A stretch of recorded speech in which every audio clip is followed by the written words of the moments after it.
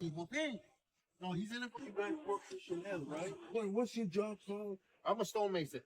How much you make around for you? I make about 80 to 100. What's your advice for the younger generation who want to pursue your profession? Just go to school, get a trade. Mm-hmm. Oh, you have to go to school. Yeah, you gotta get we're a in the license? union. Yeah, we're in the union. Oh, you in the union? Yeah. All right, brother. Keep doing what you're doing. God bless you. You have a good one.